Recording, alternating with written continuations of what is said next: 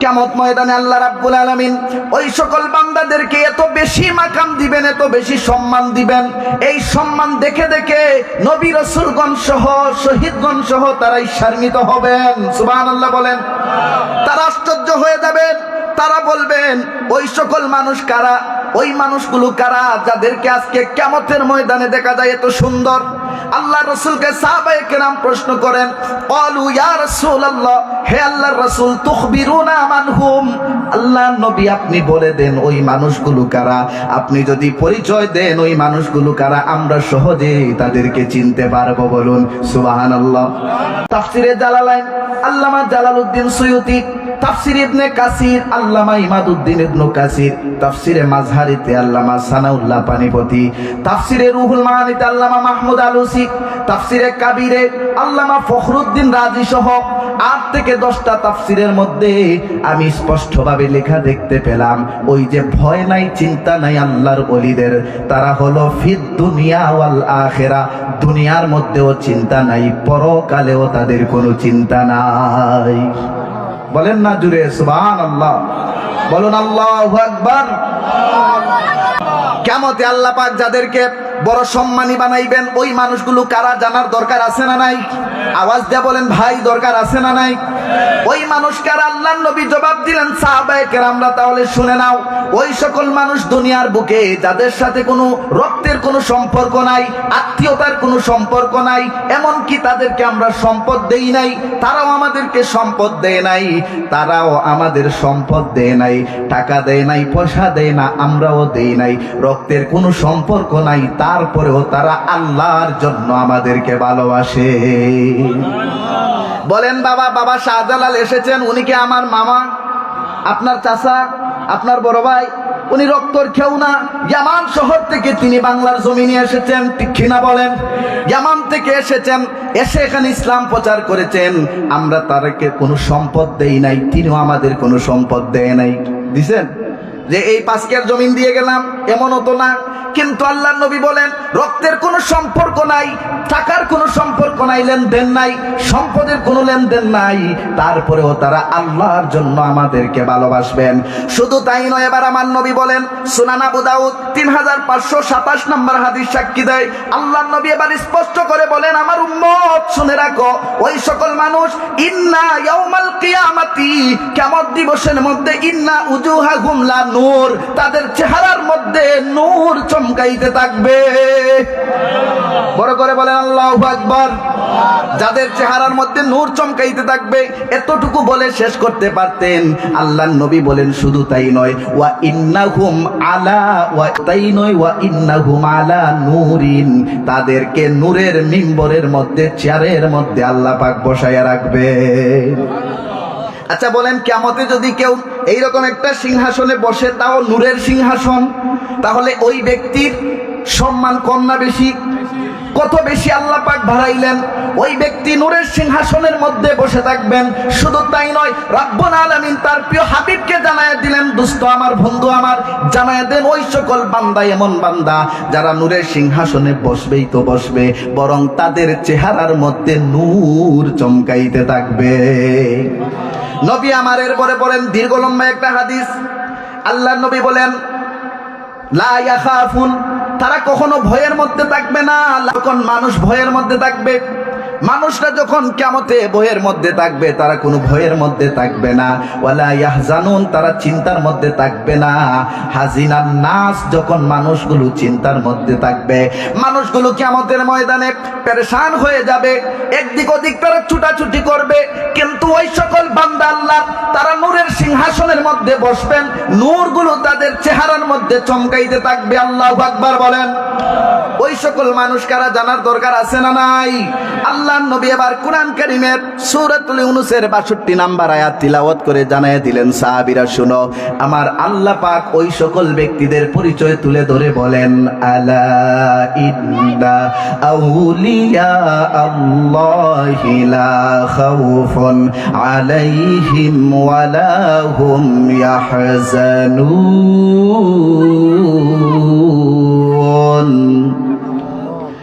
যারা আল্লাহর ওলি হয়ে যায় তাদের কোনো চিন্তা নাই, কিয়ামত ময়দানে তারা সুন্দর করে নূরের সিংহাসনে বসে থাকবেন। এইরকম আল্লাহর ওলি আমাদের হওয়ার দরকার আছে না নাই? আসেনি? এই বয়সেও মন চায়?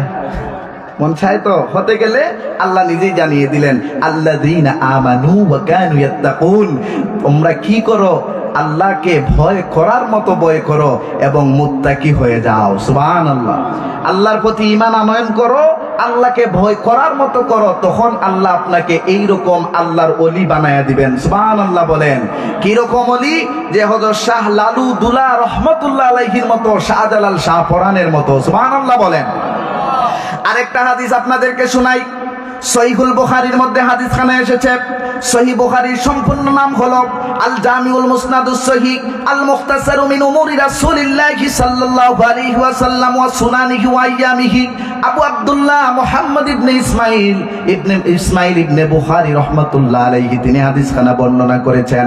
বর্ণনা করতে গিয়ে সহিহ বুখারীর 2703 নম্বর হাদিস, সহিহ মুসলিমের মধ্যে কি হাদিসখানা এসেছে 1675 নম্বর হাদিস। দলিল দিয়ে আপনাদের কথা বলে যাই, কারণ আজকের সমাজে আল্লাহর ওলিদেরকে নিয়ে অনেকে খারাপ মন্তব্য করে, ঠিক কিনা বলেন? এমন এমন মন্তব্য করে বোঝা যায় সে তার দুলাভাই, বোঝা যায় সে তার দুশ্মন, বোঝা যায় সে তার এমন কোন ক্ষতি করেছে, বলে মাজার ভেঙে দিতে চায়, বলে মাজারের মধ্যে শিরিক হয়। আমারে দেখা যায়নিও কি করে বসে, কসম করে বসে যদি বলে আল্লাহ আল্লাহ আপনার কসম করে বললাম এই জিনিসটা দিয়া দাও। যদি এই রকম কোন মানুষ আল্লাহকে কসম করে বলে, আমার নবী বলেন আল্লাহর দুনিয়ায় এমন এক কিছু বান্দার আল্লাহ সৃষ্টি করেছেন, তারা যখন বলবে লা আবার রাহু, সঙ্গে সঙ্গে আমার আল্লাহ সেই জিনিস দিয়ে দিবে। এইরকম বান্দারা দুনিয়াতে এখনো আছে কি আছে না? আছে না নাই? আছেন। এই জন্য পৃথিবী এখনো টিকে আছে। আল্লাহর ওলিদেরকে খুঁটি হিসাবে, পাহাড়ের মতো পেরেক হিসাবে পৃথিবীতে রেখেছেন, এই জন্য এই পৃথিবীটা এখনো টিকে আছে, ঠিক কিনা বলেন? আল্লাহর নবী বর্ণনা করলেন, তারা যদি কসম করে, একটা ঘটনা আপনাদেরকে শোনাই। আজ থেকে 886 বছর আগে, কত বছর? 886 বছর আগের একটা ঘটনা।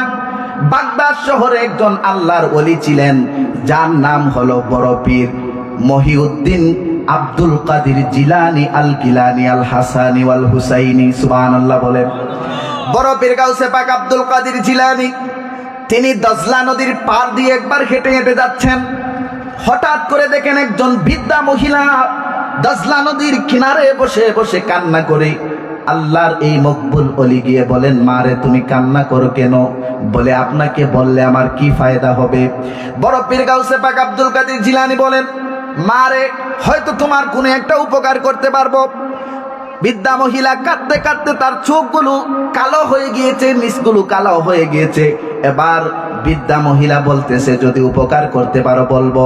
বলে, বলুন কি করতে পারি? মহিলা জবাব দিল, আমি আপনাকে তো চিনলাম না, তবে জেনে রাখুন আজ থেকে 12 বছর আগে, কত বছর?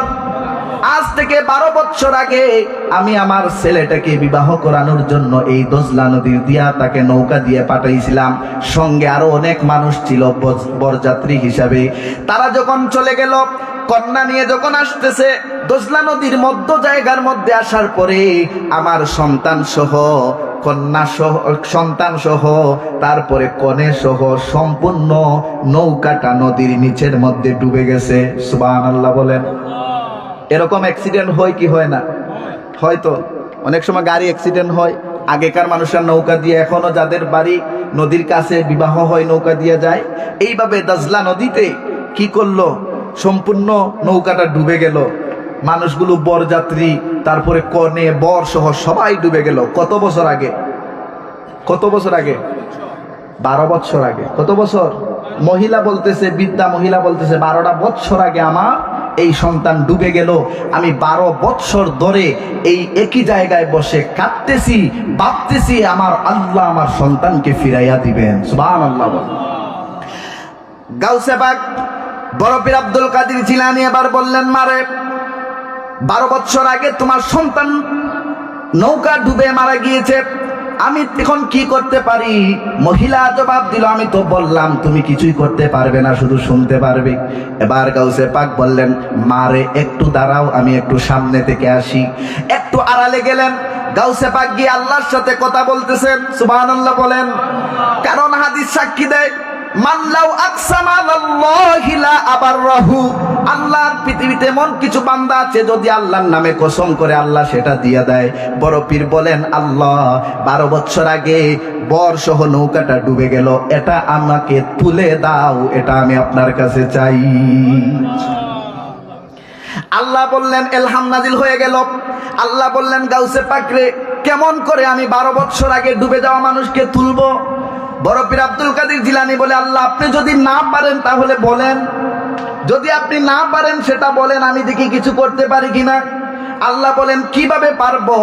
বড় পীর আব্দুল কাদের জিলানী এবার বলতে শুরু করলেন, আপনি যদি না পারেন, আপনার একটা গোপন বিষয় আছে, কথা আছে, ওইটা আমি বলে দিব। সুবহানাল্লাহ বলবেন না? আল্লাহ বললেন, এ গাউসে পাক আব্দুল কাদের জিলানী, কি এমন গোপন কথা? সঙ্গে সঙ্গে গাউসে পাক বললেন, আপনি যদি 12 বছর আগের ডুবে যাওয়া মানুষটাকে তুলতে না পারেন, কোটি কোটি বছর আগে আদম থেকে শুরু করে আজ পর্যন্ত যত মানুষ কবরের মধ্যে পচে গলে হাড় হাড্ডিগুলো মাংসগুলো চূর্ণ বিচূর্ণ হয়ে গিয়েছে, কিয়ামত ময়দানে আপনি কেমন করে উঠাবেন? আপনি যদি কিয়ামতে মানুষদেরকে জিন্দা করে উঠাইতে পারেন, আমার বিশ্বাস, আমি চাইলাম আপনার কাছে মাত্র 12 বছর আগে ডুবে যাওয়া মানুষ সহ নৌকাকে আপনি তুলে দিতে পারেন। সঙ্গে সঙ্গে ওই ডুবন্ত নৌকাটা মাঝনদ থেকে আস্তে আস্তে উপরের দিকে উঠতে শুরু করে দিল। নৌকাটা যখন উপরের দিকে উঠলো, দেখা যায় 12 বছর আগের মানুষগুলো যেই স্ট্রাকচারে ছিল, যেই বয়সে ছিল, যেই কাঠিং এ ছিল, অবয়বে ছিল, অনুরূপ অবয়ব নিয়া অনুরূপ ভাবে সেই ছেলেটা, মেয়েটা, কন্যা সহ সব মানুষ যারা নৌকার মধ্যে ছিল সবাই বুড়ি মহিলার সামনে এসে দাঁড়ায়া গেছে। তার মানে কি বুঝলেন? আল্লাহর ওলিরা যদি আল্লাহকে কোনো কিছু চেয়ে বসেন, আল্লাহ এটা দিতে পারে কি পারে না? আল্লাহর ওলিরা আনতে পারে কি পারে না?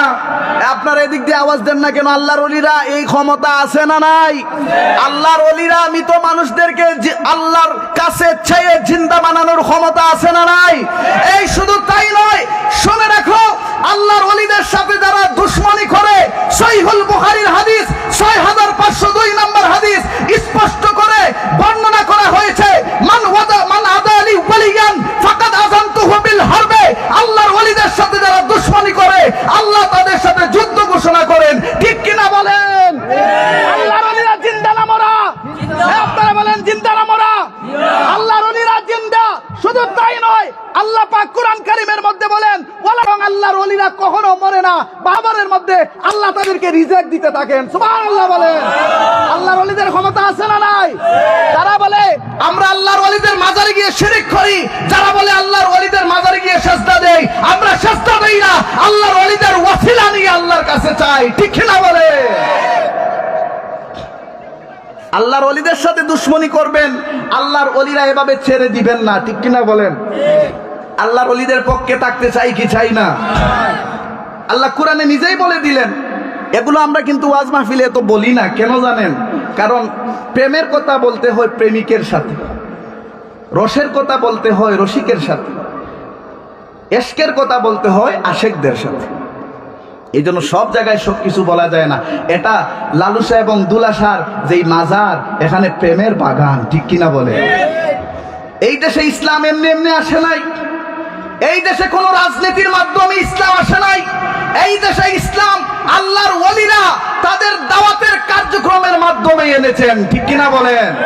আল্লাহর ওলিরা দাওয়াত দিয়েছেন, এই জন্য টিকলি আর ধুতি খুলে আজকে মাথায় পাগড়ি আর পাঞ্জাবি পরা হয়েছে। ঠিক কিনা বলেন? আজকে সামান্য রাজনীতি ব্যক্তিত্বের সুবান পাওয়ার জন্য, রাজনীতি ব্যক্তিদের মন পাওয়ার জন্য তোমরা আল্লাহর ওলিদের সাথে দুশমনি করো, আল্লাহর ওলিদের মাজার ভাঙার জন্য তোমরা যাও। মনে রেখো, মান আদালি ওয়ালিয়ান ফাকাদ আযানতুহু বিল হারবে। আল্লাহ নিজেই কথা বলেছেন হাদিসে কুদসি, নবী আমার বলেন, যারা ওলির সাথে দুশমনি করে আল্লাহ তাদের সাথে যুদ্ধ করেন। আল্লাহু আকবার বলেন। চিন্তা করে কথা বলা দরকার। আল্লাহর ওলিরা এমনি এমনি আল্লাহর ওলি হয় নাই। তো কেমন করে হয়েছেন?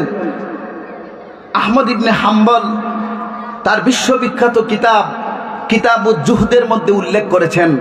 তিনি বলেছেন, ইন্দা যিকরুস সালিহিন তানজিলুর রাহমা, আল্লাহর ওলিদের মাজারের কাছাকাছি যখন তাদের আলোচনা করা হয়, আল্লাহর আরশে আজিম থেকে ওই জায়গার মধ্যে রহমত নাজিল হতে থাকে। সুবহানাল্লাহ। আমরা কোথায় আছি যেখানে আল্লাহর রহমত নাজিল হচ্ছে, ঠিক কিনা বলেন? আল্লাহর ওলিরা শায়িত আছেন এই জায়গায়। আমরা এখানে বসে আল্লাহর ওলিদের গুণগান গাচ্ছি, আল্লাহর প্রশংসা করছি, নবীর শানে কথা বলছি, মা বাবার খেদমতে কথা বলছি, নামাজ রোজা হজ যাকাতের কথা বলছি। এই জন্য অবধারিত রহমত আল্লাহর আরশে আজিম থেকে নাজিল হচ্ছে। সুবহানাল্লাহ বলেন। শুধু তাই নয়, মোল্লা আলী কারি, যিনি ফিলিস্তিনে জন্মগ্রহণ করেছেন। কোন দেশে? ফিলিস্তিনে জন্মগ্রহণ করেছেন এবং তিনি বড় হয়েছেন সৌদি আরবে। 30 পারা কোরআনের হাফেজ ছিলেন, 2 লক্ষ হাদিস যার মুখস্থ ছিল। এইরকম একজন বড় মাপের আলেম মিশকাতের সূরা মিরকাতের মধ্যে তিনি লিখতেছেন, ইন্না আনবিয়া আল্লাহে লা ইয়ামুতুন, নিশ্চয় আল্লাহর ওলিগণ মরে না। সুবহানাল্লাহ বলেন। নিশ্চয় আল্লাহর ওলিগণ কি করে না? তাহলে আল্লাহর ওলিগণ কি হয়?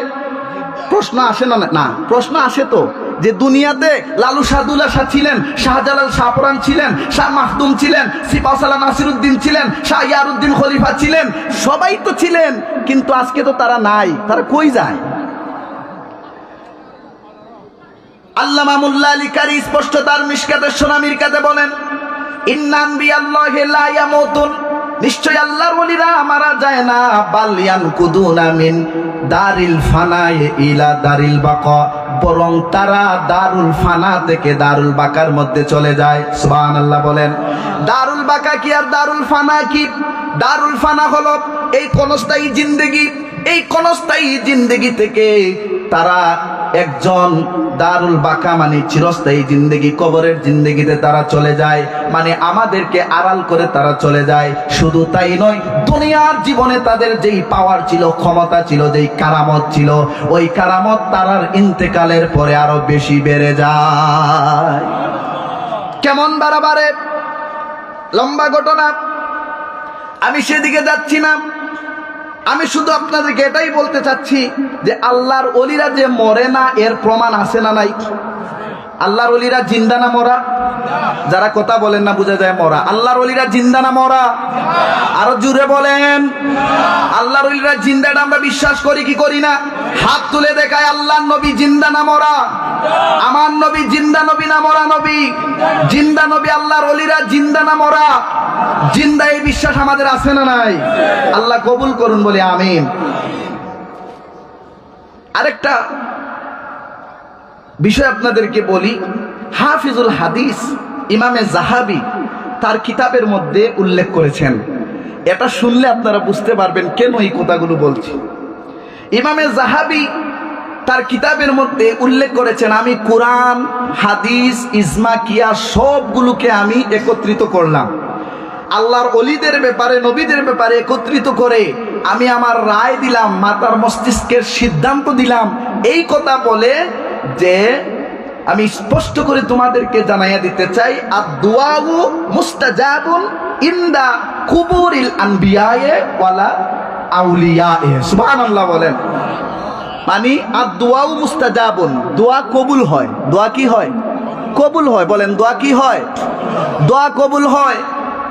ইনদা কুবুরিল আনবিয়া, নবীদের রওজা পাকের কাছে। সুবহানাল্লাহ বলেন। নবীদের রওজা মুবারকের কাছে গেলে দোয়া কি হয়?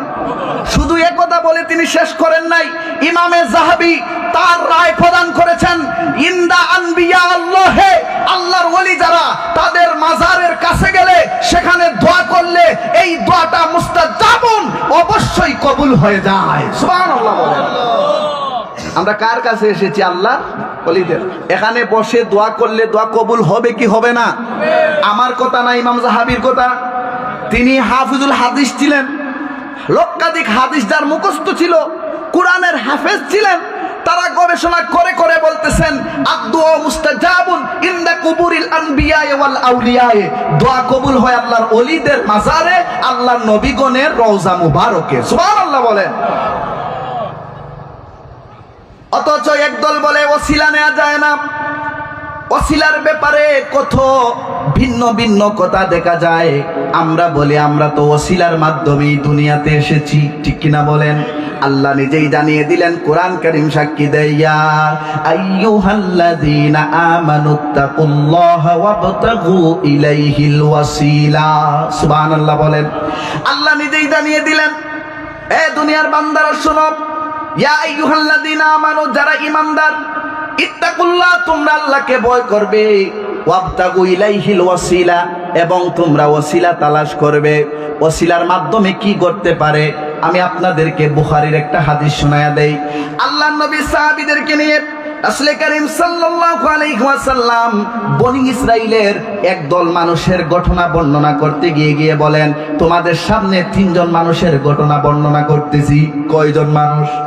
জুড়ে বলেন। 3 জন মানুষের ঘটনা। 3 জন বন্ধু তারা রওনা দিয়েছেন সফরে। যেতে যেতে হঠাৎ করে বৃষ্টি বাদলের রাত্রিতে তারা একটা গুহার মধ্যে ঢুকে গেলেন। গুহার মধ্যে ঢুকার সঙ্গে সঙ্গে ইন দি মিন টাইমে তাদের গুহার মুখের মধ্যে একটা বড় পাথর এসে বসে গেল। পাথরের কারণে গুহার রাস্তাটা বন্ধ হয়ে গেল। এবার 3 জন চিন্তার মধ্যে পড়ে গেল, আহারে কেমন করে আজকে আমরা বাঁচবো? বাঁচার তো কোনো পথ নাই। এই পাহাড় থেকে কেমন করে বাইর হব? সামনে আমাদের পাথর, পিছনে আমাদের মাটির দেয়াল, পাথরের দেয়াল, কেমন করে বাইর হব?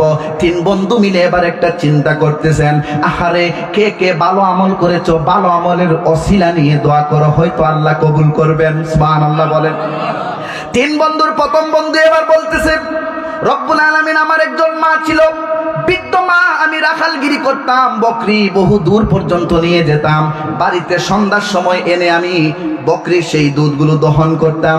দহন করার পরে আগে আমার মাকে দুধ পান করাতাম, তারপরে আমার সন্তানদেরকে আমি পান করতাম। একদিন এমন একটা ঘটনা ঘটলো, আমি আমার বকরিগুলো নিয়ে বহু দূরে চলে গেলাম। বহু দূর থেকে আস্তে আস্তে গভীর রজনী, আমার মা তো সেই ঘরের মধ্যে ঘুমিয়ে গিয়েছেন। মাকে ডাক দিলাম না, পাশে আমি দাঁড়ায় থাকলাম। সকালবেলায় মাকে আগে দুধ পান করালাম। ছেলেগুলো আর আমার স্ত্রী আমার পায়ের মধ্যে ধরে ধরে বলতেছে, স্বামী হে, পেটের খিদায় তো আর যন্ত্রণা সহ্য করতে পারি না, সন্তানদেরকে একটু দুধ দিয়ে দাও। সন্তানদেরকে দুধ দিলাম না। রব্বুল আলামিন, আপনি যদি মনে করেন আমার মাকে খুশি করার জন্য আর আপনার মাকে খুশি করে আপনি আল্লাহকে পাওয়ার জন্য এই কাজটা করেছি, তাহলে একটুকের জন্য পাথরটা একটু সরায়া দাও। দোয়া করতে দেরি হয়েছে, ওয়াসিলা নিয়ে আল্লাহ পাক 1 হাত বিগত তার পাথর সরায়া দিয়েছে। তাহলে ওসিলার দরকার আছে না নাই? দ্বিতীয় জন, সে বলল, আমার একজন চাচাতো বোন ছিল, খুবই অসহায়, গরিব, কিন্তু প্রচন্ড সুন্দরী, প্রচন্ড সুন্দরী। আমি তার প্রেমে আসক্ত ছিলাম। আমি তার সাথে খারাপ কাজ করার জন্য মনোনিবেশ করলাম, কিন্তু সে আমাকে সুযোগ দিল না। একদিন সে আমার কাছে এসে বলল, ভাই কিছু টাকা দাও। আমি বললাম, টাকা দিব? আমার সাথে অনৈতিক কাজ করতে হবে? লোক মেয়েটা বলল, আমি অবশ্যই করব, টাকাটা দিয়ে দাও। কিছু টাকা দিলাম অনৈতিক কাজ করার জন্য। আমি যখন চলে গেলাম, যখন তার 2 গরুর মধ্যখানে বসে গেলাম, মেয়েটা আমাকে ডাক দিয়ে বলল, ইন্নী আখাফুল্লাহ, ওরে আল্লাহর বান্দা, তুমি আল্লাহকে ভয় করো। আমি সঙ্গে সঙ্গে সেখান থেকে উঠে গেলাম।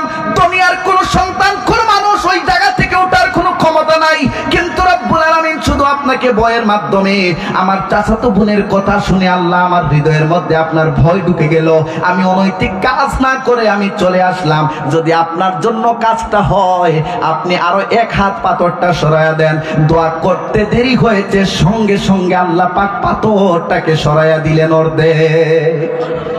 এবার দুনিয়া দেখা যায় ফর্সা হয়ে গেল, তারপরেও মানুষগুলো বাহির হওয়ার কোনো সুযোগ নাই, এমন ভাবে সরল, বাহির হওয়ার কোনো সুযোগ নাই। 3 নাম্বার ব্যক্তি রয়ে গেল। 3 নাম্বার বন্ধু এবার বলতেছে, আল্লাহ, আমার বিশাল বড় একটা বকরির পাল ছিল, মেষের পাল ছিল। আমি একজন রাখাল রাখলাম। ওই রাখালটা দীর্ঘ 1টা মাস নয়, 6টা মাস সে আমার রাখালগিলি করলো। যাবার বেলায় টাকা নাই চলে গেছে। আমি তার মজুরির টাকাটা জমা রেখে আমি একটা বিশাল মেষ বকরির মালিক বানায়া দিলাম, ওই টাকা দিয়া তা কিনলাম। এরপরে একদিন লোকটা এসে বলল, আল্লাহর বান্দারে, ইন্নী আখাফুল্লাহ, তুমি আল্লাহকে ভয় করো। 6 মাস আমি তোমার করে চাকরি করেছি কিন্তু কোনো টাকা নেই নাই, ওই টাকাটা আমার এখন ফেরত দিয়া দাও। লোকটা বলল টাকা তো দিতে পারবো না, তবে ওই মাঠের মধ্যে বিশাল যেই মেষ পালক আছে, বকরিগুলো আছে, সবগুলো তোমার।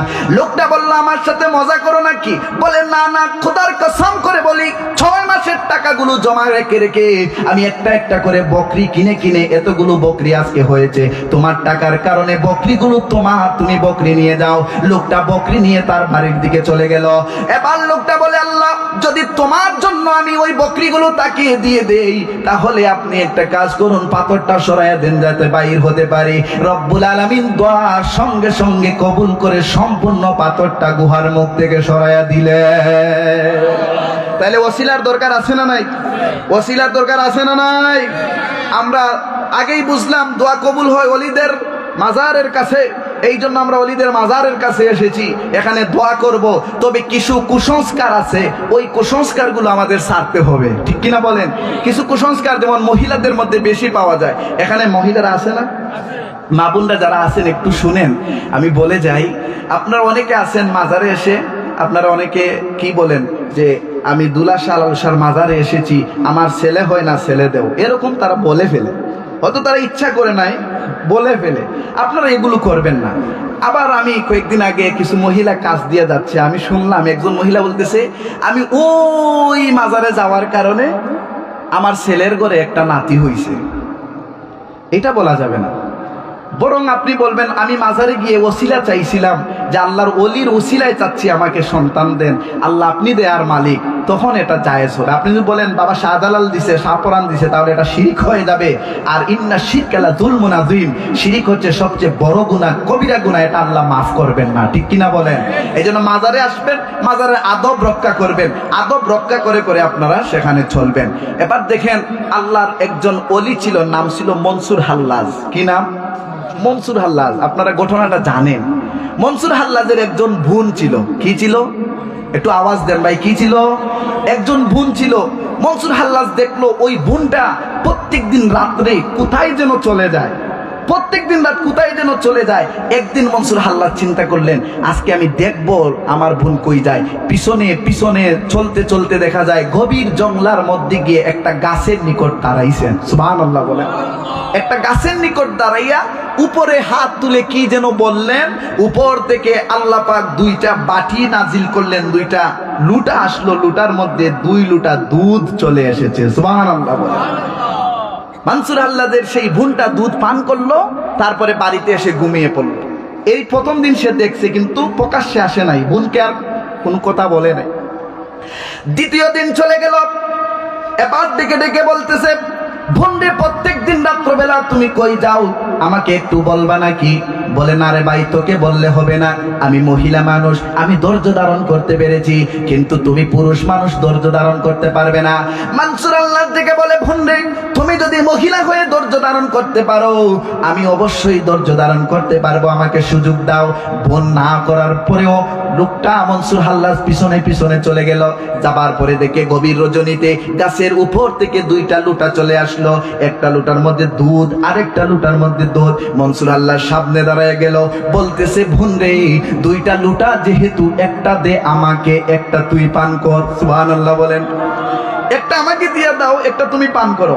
বোন জবাব দিল বাইরে তোমাকে আমি দিতে পারি, কিন্তু যখন তুমি পান করবে, পান করার সাথে সাথে তোমার গলা কাটা যাবে। কি যাবে? দুধ পান করবে, সঙ্গে সঙ্গে তোমার গলা কাটা যাবে। মনসুর হাল্লাজ বলে মরলে মরবো, দুধ পান করতেই হবে। সুবহানাল্লাহ বলেন। মরলে মরবো, দুধ পান করতেই হবে। বোন 1 লোটা দুধ তার হাতের মধ্যে দিল, মনসুর হাল্লাজ পান করলেন। করার সঙ্গে সঙ্গে তার জবান দিয়ে বাইর হতে শুরু হলো আনাল হক, আনাল হক, আমি হক, আমি আল্লাহ। তাহলে বোনের কথা সঠিক না বেঠিক? এবার শরীয়তের মোল্লা যারা, তারা বলতেছে আমি আল্লাহ, আমি সত্য, এটা যারা বলবে এরা তো শিরকি কাজ করেছে। বাইরে মাইক বন্ধ আছে নি? তাহলে কি হলো যে তোমার শরীয়তে তোমার কি হবে? মাথা কাটা হবে। মনসুর আল্লাহ এবার ডেকে বলল বোন রে তুমি সত্য কথা বলেছ, আমার মুখ দিয়ে আনাল হক বাইর হয়, আমি তো আর আটকাতে পারি না। এখন কি করব? বলে তোমার তো ফাঁসি হয়ে যাবে। এবার কাজী সাহেবকে ডাকা হলো, বিচারকদেরকে ডাকা হলো। ওই বিচারকরা রায় দিল, তুমি যে আনাল হক বলতেছো, তোমাকে জেলে বন্দি করা হবে। জেলে বন্দি করার পরে তোমাকে কিছুদিনের মধ্যে ফাঁসি দেয়া হবে। মানসুর আল্লাহকে এবার বন্দি করে রাখা হলো। বন্দি অবস্থায় জেলের মধ্যে 3 জন পাহারাদার। কয়জন পাহারাদার? 3 জন পাহারাদার। হঠাৎ করে দেখে রাত্রি বেলায় জেল ঠিকই আছে, মনসুর আল্লাহ নাই। সুবহানাল্লাহ বলেন। মনসুর আল্লাহ নাই। জেলের রক্ষীরা যারা ছিল দৌড়াইয়া গেছে কাজীর কাছে, গিয়ে বলে, কাজী সাহেব আপনি তো বিচার করলেন, বিচার করে যাকে জেলে পাঠাইলেন সে তো জেলের মধ্যে নাই। দৌড়াইয়া আসলো, এসে জেলার দেখে জেলের মধ্যে তো মনসুর হাল্লাজ নাই। কিরে ব্যাপার? জেলের তালাও ঠিক আছে, রটও ঠিক আছে, সব কিছু দেয়াল ওয়াল সব ঠিক আছে, কিন্তু লোকটা নাই, গেল কোথায়? বলে নিমিষের মধ্যে কই গেছে আমরা তো বলতে পারি না। আল্লাহর ওলি মনসুর হাল্লাজ গভীর রজনীতে আল্লাহর সাথে সাক্ষাতে গেছে।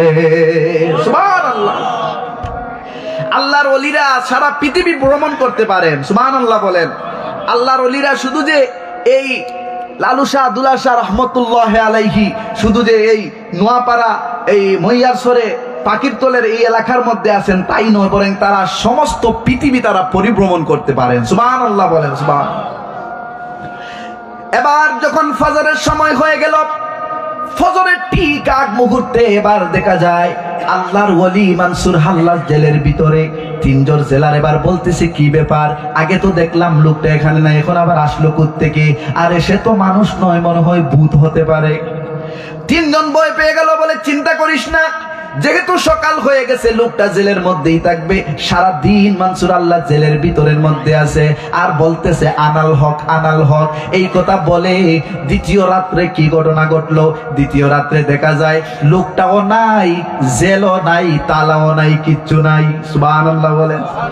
তালাও নাই, জেলের রটও নাই, শিকও নাই, দেয়ালও নাই, কিচ্ছু নাই।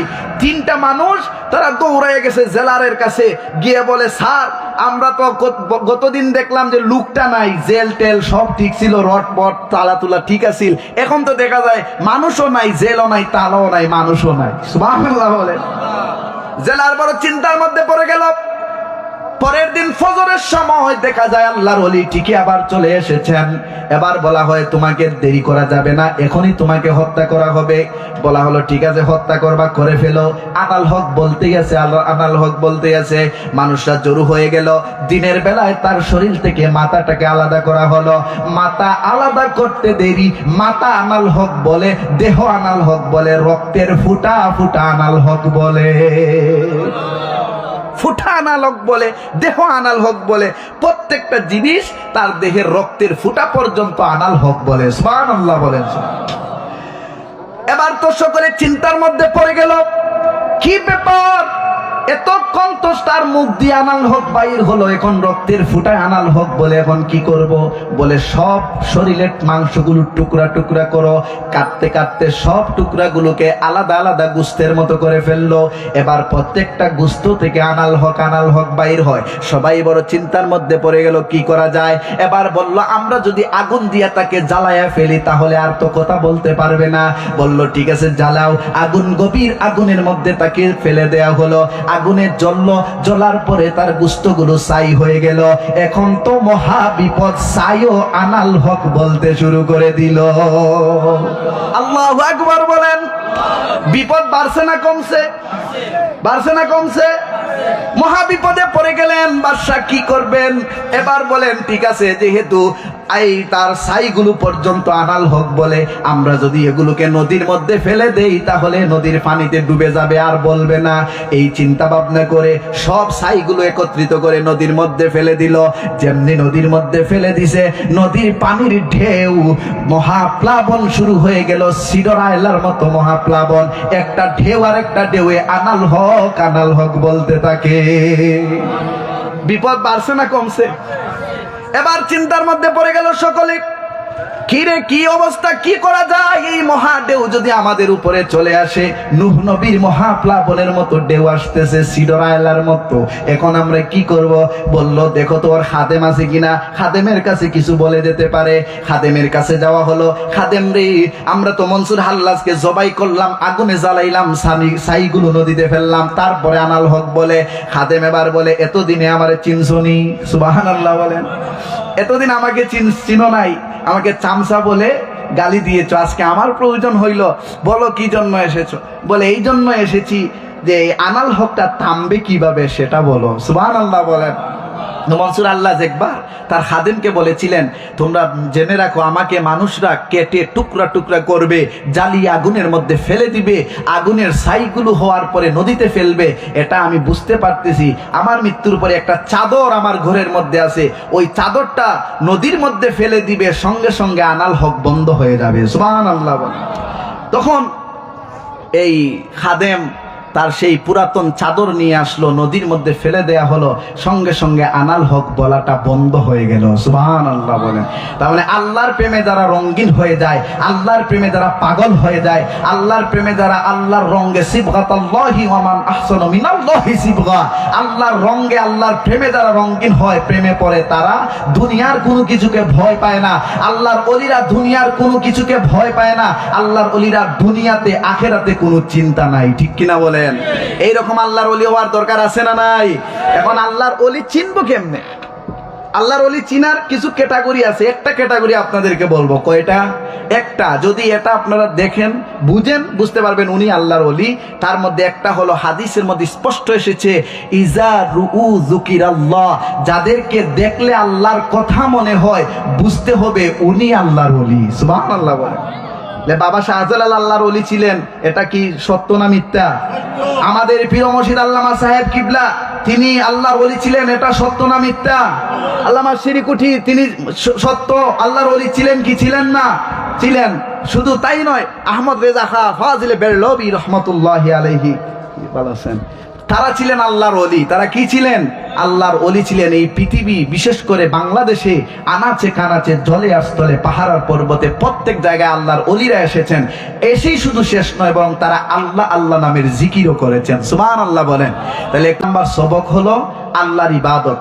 1 নম্বর সবক আল্লাহর ইবাদত। 2 নম্বর নবী পাকের মহব্বত, নবী পাকের মহব্বত। 3 নম্বর মা বাবা খেদমত। 3 নাম্বার মা বাবার খেদমত। আর 4 নাম্বার হলো ওলিয়া উলিয়ার সুহবত। ওলিয়া উলিয়ার সুহবত, তাদের কাছে যাবেন, মাজার জিয়ারত করবেন, ওয়াসিলা নিয়ে দোয়া করবেন, আল্লাহ আপনার জীবনকে সুন্দর করে দিবেন। সুবহানাল্লাহ বলেন।